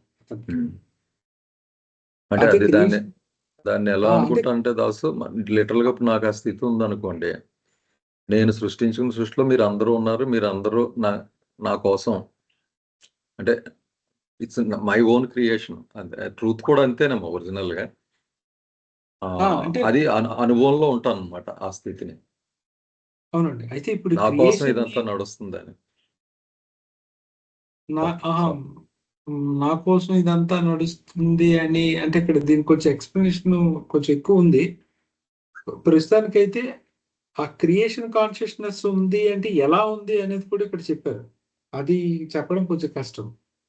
ఇప్పుడు క్రియేషన్ కాన్షియస్నెస్ సద్గురువుకి అవతారం కూడా డిఫరెంట్ గా ఉంటుంది, ఒకలా ఉండదు. ఇప్పుడు సపోజ్ బాబా దగ్గర చెప్పారు ఐఎమ్ ఎవ్రీథింగ్ అని ఉంటుంది అవతార్కి, సద్గురుకి ఎవ్రీథింగ్ ఈజ్ మీ అని ఉంటుంది. చూసారా డిఫరెన్స్? ఐఎమ్ ఎవ్రీథింగ్ లో నేను నువ్వు అని చెప్పడానికి, నువ్వే నేను అని చెప్పడానికి తేడా ఉందని చెప్పారు బాబా. చాలా డీప్ గానే ఉంది. చాలా డీప్ గా ఉంది. అందుకు నేను కొంచెం టైం తీసుకొని చెప్దాం అనుకుంటున్నాను. ఇలా ఓకే. అనొచ్చా దాసు? జయబాబు, ఏంటంటే నేను జయబాబు కరెక్ట్ చెప్పండి. అని కాదు, జస్ట్ ట్రై చేయొచ్చా? చెప్పండి చెప్పండి. మనం అందరం డిస్కస్ చేయడానికి ఇక్కడ his conscious experiences some times that of I'm my own God. వాడు గాడ్ రియలైజ్ అయిపోయాడు, నేను భగవంతుడిని అయిపోయాను రియలైజ్ అయిపోయాడు. ఓకే, అది ఒకసారి అలా ఊగిసలాడతాడు. ఇంకొకసారి సృష్టి చైతన్యం ఎప్పుడైతే పొందాడో ఇంక ఈ సృష్టిలో ఉండే ప్రతి క్రీచర్ ని నేనే అని అనుకుంటున్నాడేమో. ఎందుకంటే సృష్టి చైతన్యం పొందేటప్పటికి ఇన్ని రకాల క్రీచర్స్ కనబడుతున్నాయి కదా క్రియేషన్ లో. సో ఇవన్నీ నేనే, ఐఎమ్ మై ఓన్, నేనే కదా క్రియేట్ నేను చేస్తున్నాను. ఎందుకంటే And క్రియేషన్ that తో అంటే క్రియేషన్ కాన్షియస్నెస్ రావడం అంటే ఇదేదో ఇప్పుడు నేను కళ్ళు విప్పి ఎన్నో చూస్తున్నాను కదండి. Mm. నా కంటి ముందు అనేక విషయాలు, పదార్థాలు, ఏవో వస్తువులు కనిపిస్తుంటాయి. ఈ టీవీ, ల్యాప్టాప్, బుక్స్ ఇవన్నీ అలా చూడలేదు అతను. ఎందుకంటే అతనికి భిన్నంగా అసలు ఏమీ ఉండదు. ఆ రకంగా ఇప్పుడు మీరు చెప్తున్నట్టు ఇది ఇది అదంటే అతని నోటి పుట్టిన ఇల్యూషన్ కూడా నేనే Mm. అనేటువంటి కాన్షియస్నెస్ తో ఉంటాడు అది. అంటే ఫర్ ఎగ్జాంపుల్ కొంచెం మన ప్రాపంచిక ఉదాహరణ తీసుకుంటే మన పిల్లల్ని సాధారణంగా మనం వేరుగా చూడం. మన అబ్బాయికి ఒక దెబ్బ తగిలింది అనుకోండి, మనకి పెయిన్ వస్తుంది. అంటే అట్లీస్ట్ కొంతవరకు గ్రహించడానికి ఉదాహరణ ఇస్తున్నాం. వాడు ఆకలితో ఉన్నాడు అనుకోండి, మనకి తల్లి ఆకలి ఫీల్ అవుతుంది. ఎందుకు అదేంటి నువ్వు తిన్నావు కదమ్మా, ఎందుకు తమ్ముడి గురించి వరి అవుతున్నా అంటే ఆ ఆకలి షీ కెన్ ఫీల్. ఎందుకంటే ఆ వన్నెస్ అనేది సంతానంతో తల్లిదండ్రులు ఫీల్ అవుతారు. సో ఆ రకంగా ఇంకంటే ఒక సెన్స్ లో they are not different from them. Mm. Physically it looks like they are different, but actually reality అంటే ఎక్స్పీరియన్స్ లెవెల్లో పిల్లలు తల్లిదండ్రులు ఒకటే. అలాగే ఉంటాయి కూడా. మనకి శాస్త్రాలు ఎలా ఉంటుందంటే నీ ఆత్మే పిల్లలు అని ఉంటుంది అనమాట. నువ్వే నీ ప్రతిరూపాలే, నువ్వు ఇంకో రూపంలో ఎక్స్పీరియన్స్ చేస్తున్నావు. అందుకే వాళ్ళకి ఏ అనుభవాలు కలిగినా మనల్ని టచ్ చేస్తుంటాయి. ఆనందం కలిగితే మనకు ఆనందం. అయితే ఇది జస్ట్ ఉదాహరణ వరకే. అలా ఉండదు. ఈ సద్గురు జీవన్ముక్తుల ఎక్స్పీరియన్స్ అవతారది ఎలా ఉంటుందంటే ఇంకా వాళ్ళే అది ఆ ఎక్స్పీరియన్స్ ఇతను పొందుతాడని అనుకుంటున్నాను. బట్ ఇంకా కొంచెం నేను ఒకసారి సప్లిమెంట్ లో దీని డీటెయిల్స్ ఉన్నవి రెఫర్ చేసి ఇంకా చెప్పగలను. అంటే నేనే ఇంకా ఇదంతా నేనే నా గాడ్ నన్ను అనుకున్నప్పుడు ఇదంతా నేను క్రియేట్ చేసింది కాబట్టి ప్రతిదీ ఇంకా నాదే అన్న దృష్టి. అయితే బ్రహ్మీభూతికి ఎలా ఉంటుందంటే నాలోండి ఒక ఊహ కూడా పుట్టింది అంటే నా ఊహ కూడా నేనే అనే అన్నానికి ఊహ అనేది తెలియదు బ్రహ్మీభూతికి. జీవన్ముక్తికి ఏంటంటే ఊహ అనేది ఉంది అని తెలుస్తుంది, ఆ ఊహ కూడా నేనే అనేది తెలుస్తుంది. ఇలా అర్థం చేసుకున్నాను. అంటే ఇప్పుడు జీవన్ముక్తులకి క్రియేషన్ లో జరుగుతున్న విషయాలు తెలుస్తుంటాయి కదా. సపోజ్ భగవంతుడు వచ్చాడు, తెలుస్తున్నాయి. కాకపోతే ఆ క్రియేషన్ ని ఎలా చూస్తున్నాడు అనేది ఇక్కడ చర్చిస్తున్నాం. క్రియేషన్ ని తనకంటే భిన్నంగా చూడటం లేదు, క్రియేషన్ కూడా తనలో భాగంగానే చూస్తూ దాని ఎరుకను కలిగి ఉన్నాడు అనేది ఇక్కడ మాట్లాడు.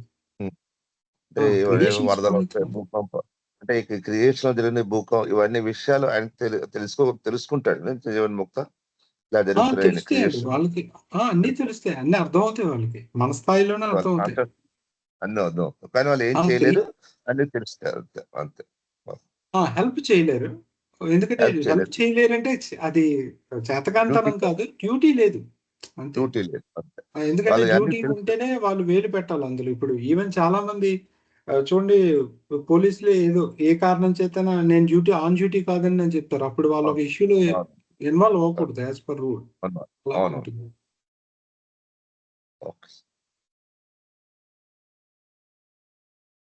ఇందులో కొత్త విషయం ఏదైనా ఉందంటే ఇదే జీవన్ముక్తి కూడా మాట్లాడేశాం కదండి. అతనికి లైఫ్ లో అతను ఒకరిని జీవన్ముక్తులుగా మార్చేస్తారు అంతే. దాసు ఇక్కడ ఒక స్టేట్మెంట్ ఉంది, I am my own god అంటే ఏంటి అక్కడ? ఇది I am my own god జీవన్ముక్త గురించి చెప్తున్నప్పుడు I am my own God and I am my own creature. My own god లో అర్థం ఏంటి? ఓన్ గాడ్ అన్న దానికి అర్థం ఏంటి అక్కడ అంటావు? నేను చెక్ చేసి చెప్తాను ఒకసారి. సరే, ఓకే, టైం కూడా అయిందమ్మా. ఒకసారి ఇక్కడ ఆపుదాం అండి. ఓకే, జై బాబా. మళ్ళీ నెక్స్ట్ సాటర్డే కలుద్దాం అండి. జై బాబా. జై బాబా సార్. అందరికి జై బాబా అండి. ఓకే. జై బాబా సార్. జై బాబా అండి. అందరికీ జై బాబా.